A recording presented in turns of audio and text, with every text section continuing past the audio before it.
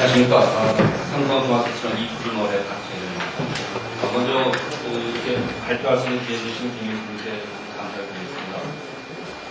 제목을 보분자 전자정보 소재 분야하고 소제목을 저희가 전자재배 도전과 기회라고 했는데 막상 자료를 만들다 보니까 이 내용이 아마 제목하고 좀 빗나가는 부분이 많이 있는 것 같아요. 그래서 너무 좀 의욕이 과하다 보니까 내용이 좀 잘하다는 생각이 듭니다. 아무튼 전체적인 재료를 다 받을 수는 없고 저희 랩에서 주로 하는 과제 중심에서 말씀드리겠습니다. 다음 먼저 저희 랩 한 일을 간단히 소개를 드리겠습니다. 왼쪽에 보이는 것 5개 분야가 저희 삼성종합기술원에서 수행하는 연구 분야가 있습니다. 전체 7개 랩이 있는데 나누고 달려있습니다. 저희 랩은 전자정보 소재 중에서 이제 포리머라든지 오게닉 또는 하이브리드 소재 베이스 그런 소재를 연구하고 나노 오토 분야에 관련되어 있죠. 그래서 이 관련되어 있는 그 비즈니스는 반도체, 평판 디스플레이, 반중심 3개 지금 전략하고 있습니다. 여기에서 향후의 비즈니스를 전개하는 데 필요한 그런 소재를 연구하고 있습니다. 구체적으로 하는 과제는 저희가 저희전 단막 소재, 그 다음에 소프트리스트, 스프로메타, 폴리머 세였지, 액정, 웨이브 가이드, 옵터파이 한 10개 정도의 과제를 수행하고 있습니다. 먼저 첫 화두를 던지고 싶은 것이 이 과학기술이 발전하는 속도가 예측하는 게 얼마나 우리가 생각하는 거하고 차이가 있는 거를 이제 보여드리는 것입니다. 44년도에 IBM에서 얘기하기를 이 세상에는 5개 컴퓨터만 있으면 충분히 해결될 것이다. 이렇게 얘기했습니다. 불과 지금 한 60여 년이 됐는데 얼마나 이게 이 대비 큰지를 우리가 알고 있죠. 그 다음에 또 빌 게이츠는 82년도에 640kg가 있으면 우리가 모든 걸 다 커버할 수 있는 충분한 용량이 될 것이다. 이렇게 예측했습니다. 그 예측이 상당히 빗나간 걸 알 수 있는데 최근에 와서 중요한 것이 뭐냐면은 그 기술이라고 하는 것이 이게 리니어하게 발전하지 않는다. 더군다나 뭔가 어슬렁거리고 소위 말하는 복합화라는 얘기 많습니다만 이제 자가 수정하는 그러니까 이 벌이 꽃가를 다니면서 여기저기 그 꽃가를 묻혀서 여기가 다 갖다 주면서 열매를 맺듯이 뭔가 기대하지 않는 데서 새로운 찬스가 온다는 것이 상당히 중요하다.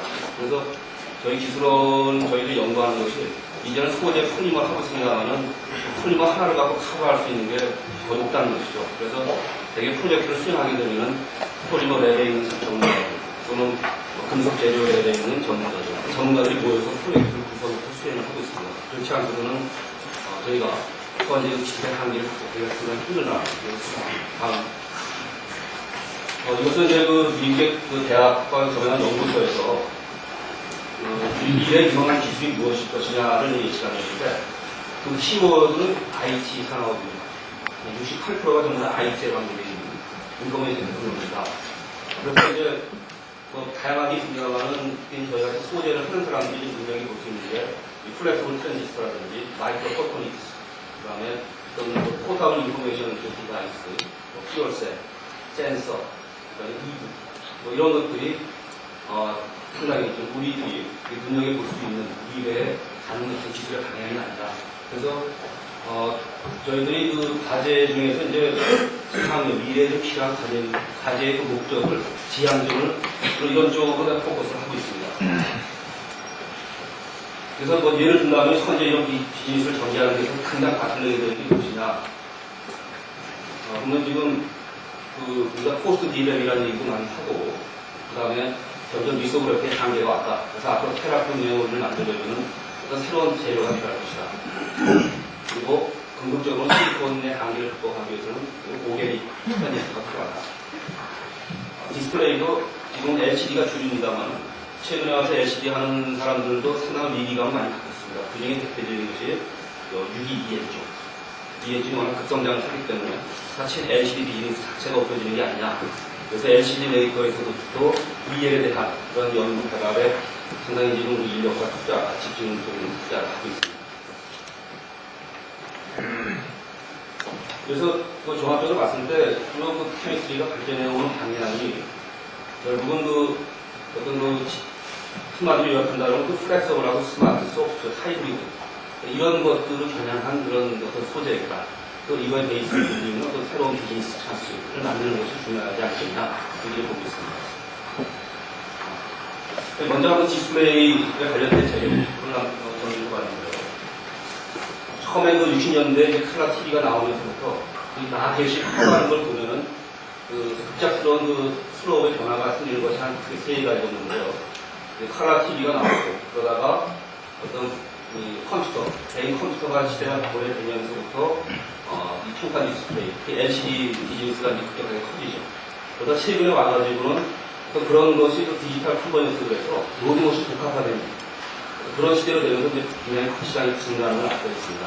그래서 향후에 디스플레이는 복합화되어 있는 디스플레이 쪽으로 분양할 기술도 필요할 것이다. 이게 좀 보고 있고요. 이건 이제 최근에 이 평판 디스플레이 시장을 보는 것인데 이미 2009년도에 와서는 전체 평판 디스플레이가 시장을 좀 능가하기 시작했습니다.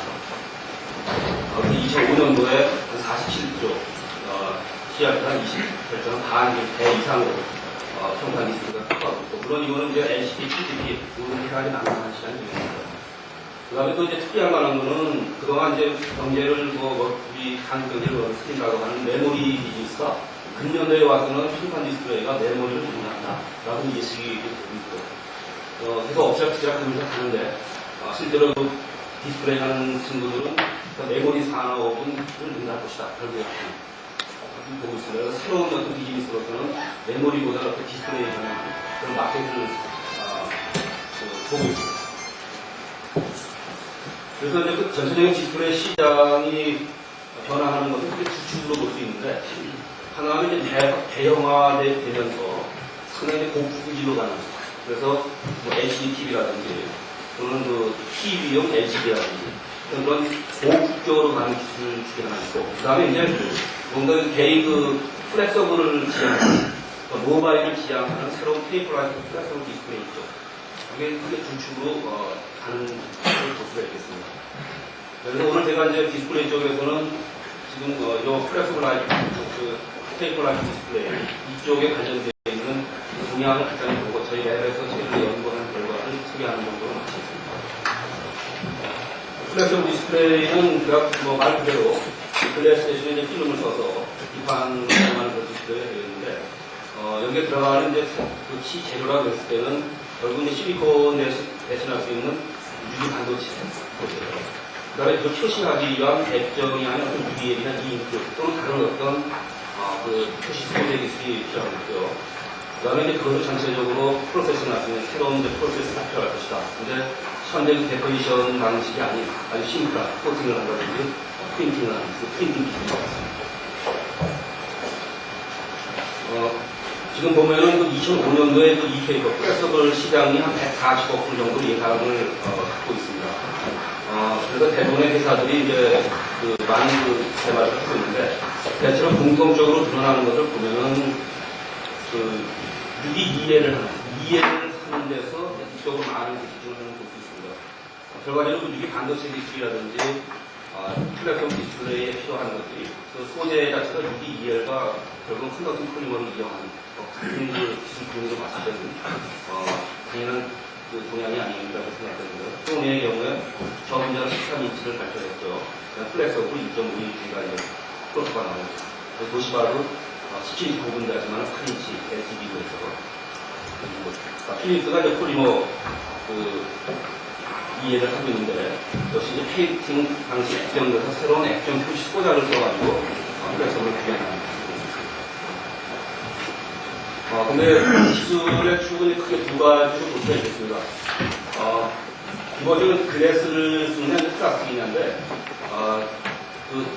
구동 소자인 TFT는 기존의 현재 아머포스 실리콘을 써가지고 글래스에다가 이제 얹어서 보는 시도가 있고, 그 다음에 이제 결과적으로 플라스틱에다 얹기 위해서는 저온 공정이 필요하기 때문에 아머포스 공정하고는 안 되고 이제 저온 폴리실리콘이 필요합니다.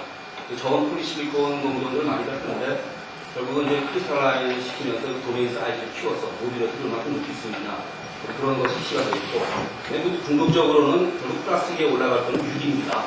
유기물과 올 오게닉 디스플레이를 가진다.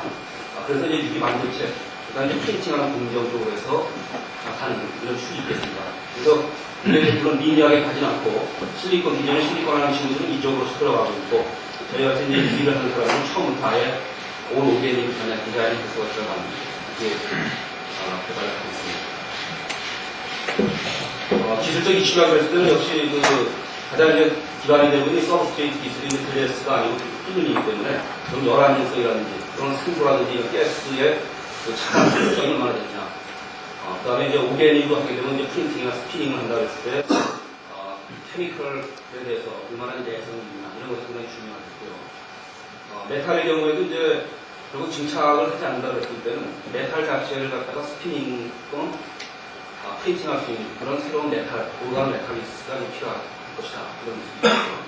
그 다음에 이제 층간 저렴하의 경우에 결국 이제 가장 중요한 모빌리티에 영향을 주는 것이 결국 층간 저렴하고 요 채널 머티리얼, 세마이컨덕터 요 머티리얼과 요 두 머티리얼 사이에 계면에서 어떻게 컨트롤 해갖고 모빌리티를 높일 수 있느냐 이런 것이 이제 기술적인 주요 이슈가 되겠습니다.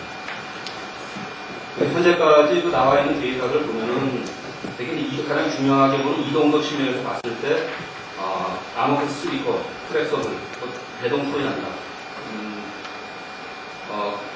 반대로 오게닉 트랜지스터를 프린팅으로 했을 때, 이 경우에 진착을 했습니다만, 단순하게 스피닝 한다든지, 프린팅을 했을 때 순간 이동도가 떨어집니다. 그만큼 이제 진착을 했을 때하고, 프린팅을 썼을 때, 또 계면에서, 피지컬리, 어떻게 도메인 사이즈를 좀 키울 수 있냐, 그런 것이 상당히 큰 영향을 준다고 보고요.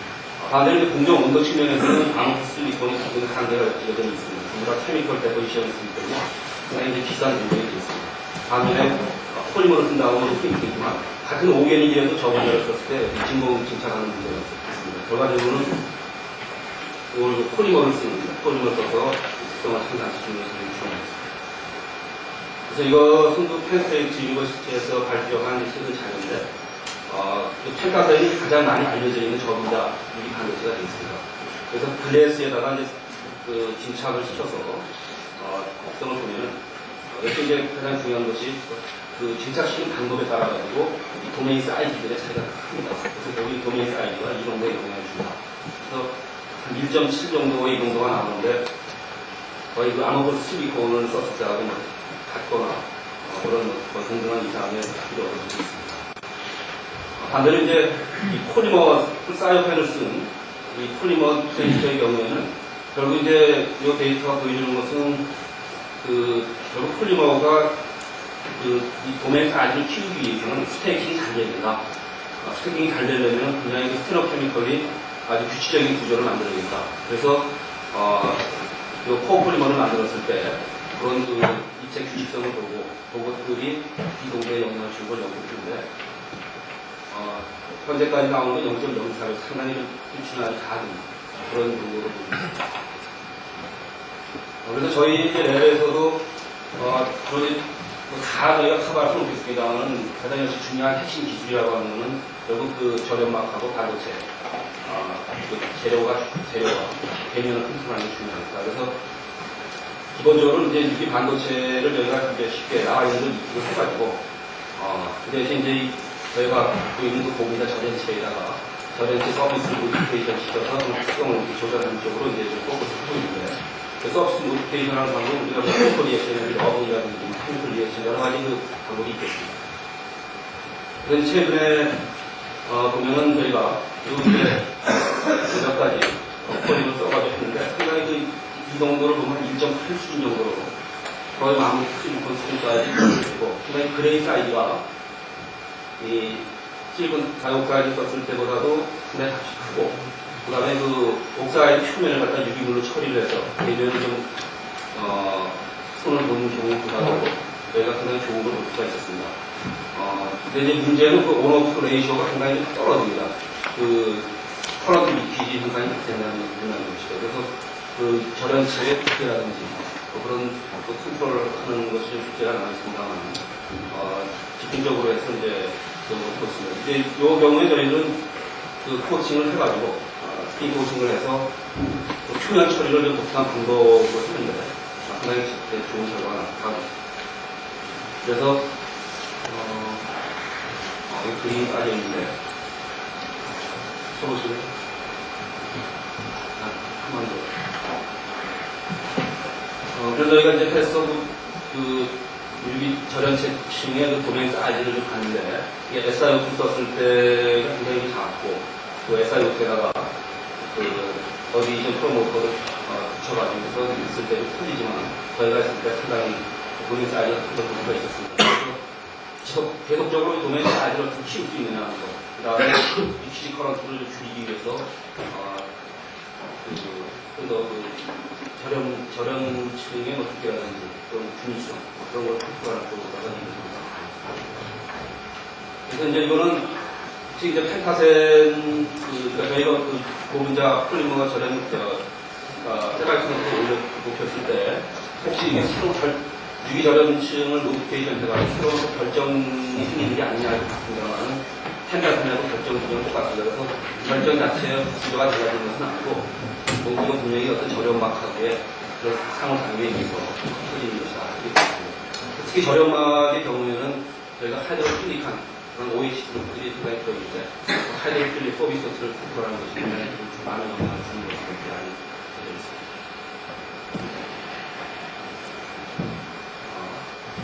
그러나 이제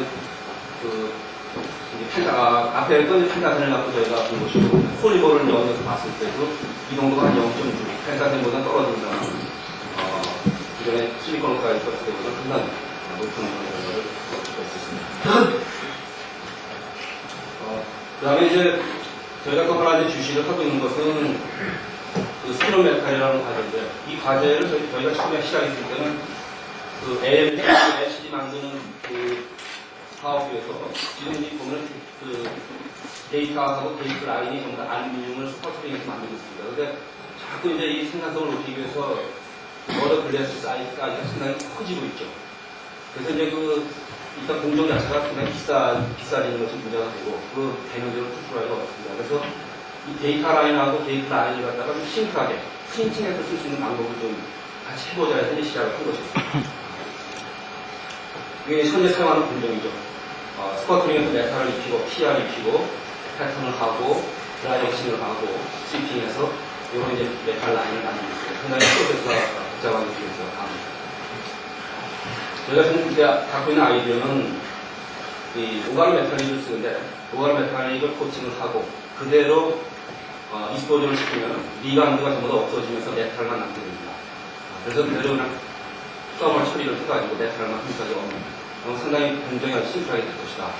그래서 이제 하는데, 이 과제를 하면서 저희가 이제 관심을 갖는 것은, 그렇다면 이 메탈 자체를 갖다가, 그 UTFC를 할 때, 그 소스 그레인 메탈 전구를 이 프로세스를 쓸 수 있다 그러면 그런 힘이 들지 않습니다. 그래서, 두 가지 목적을 가지고 시작했습니다.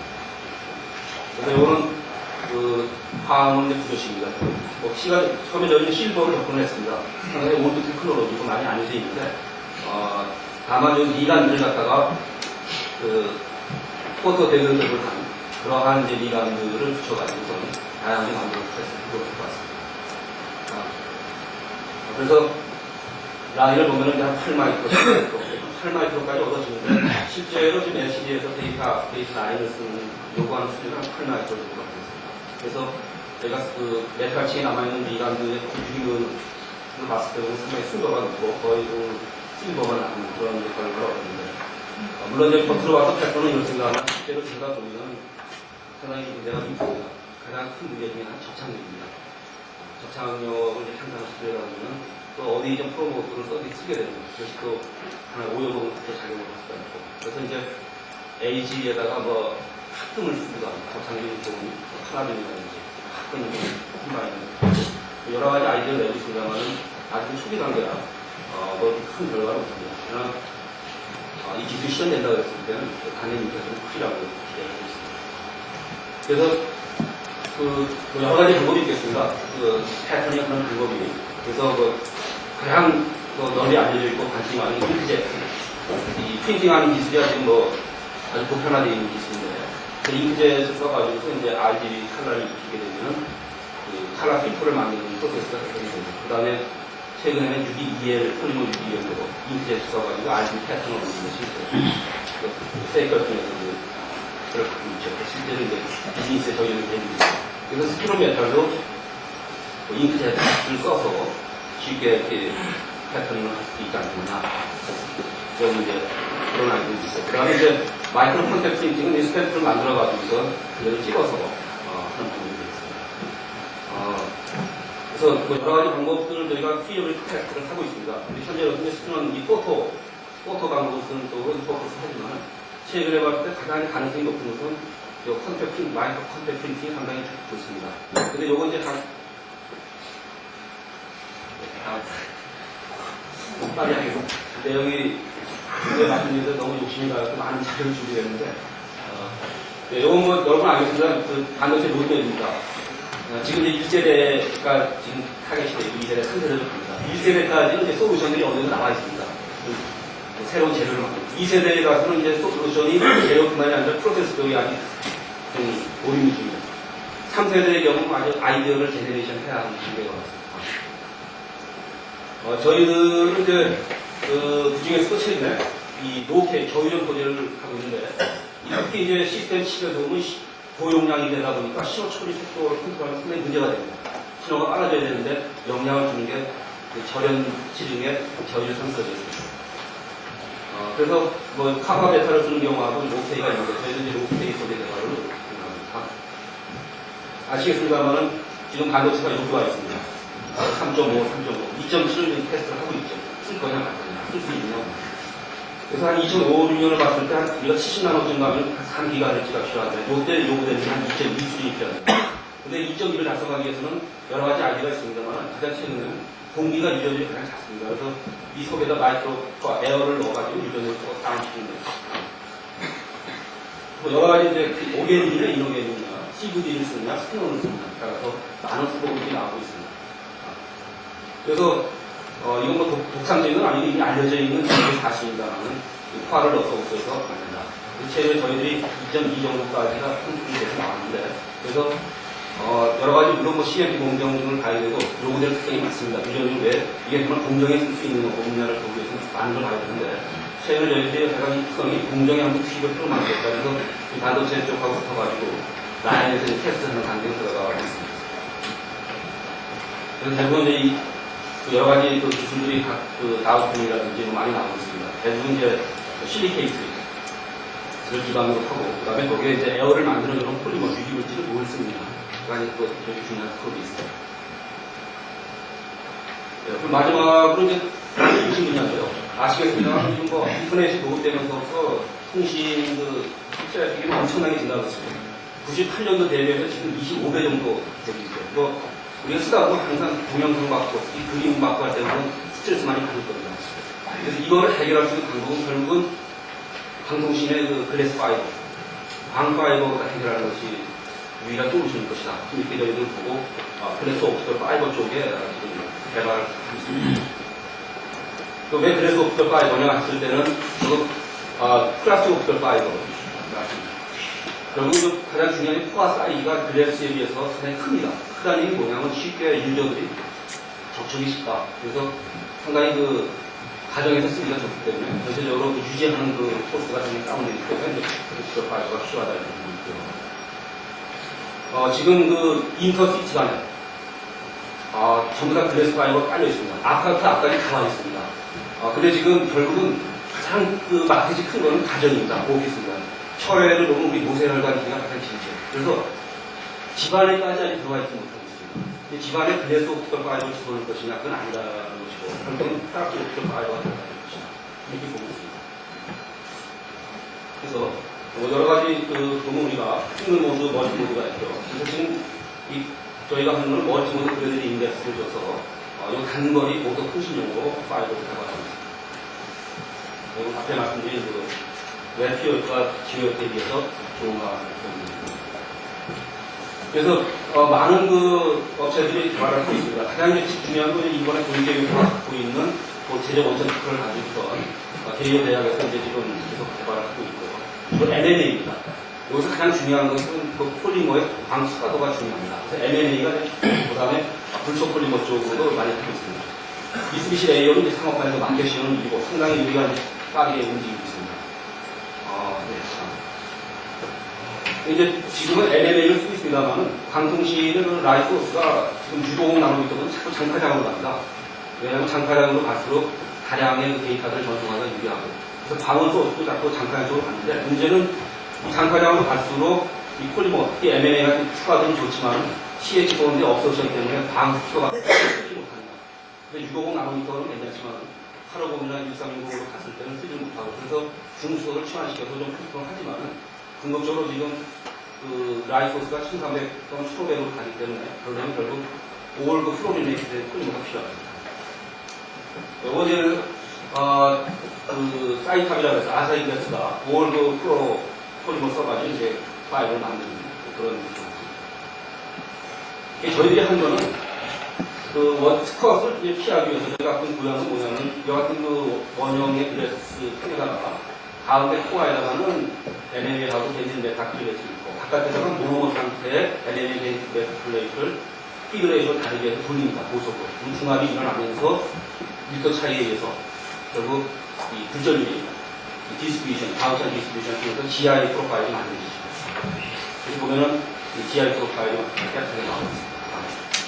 그래서 이 파이버가 한 1m 되는 파이버입니다. 직경이 한 7cm 정도 되는데 상중한 봤을 때 프로파일이 크면 깨끗하게 통수합니다. 그래서 지금은 저희들이 파일럿 스테이지를 이제 끝내가지고 지금 이제 비즈니스 쪽하고 들어가는 단계에 서 있습니다. 근데 잘 아시겠습니다만 작년 재작년까지만 해도 정말 잘 나가는 거죠. 방 쪽이 상반기에 1년 목표치를 다 벌어줄 정도로 되다가 작년에 와서 미국에서 버블이 이제 꺼지면서 단체가 지금 다 죽어 있습니다. 그렇지만 결국은 방으로 가는 방이 유일한 솔루션이다라고 생각을 하면서 저희가 미래를 내다보고 비즈니스를 하는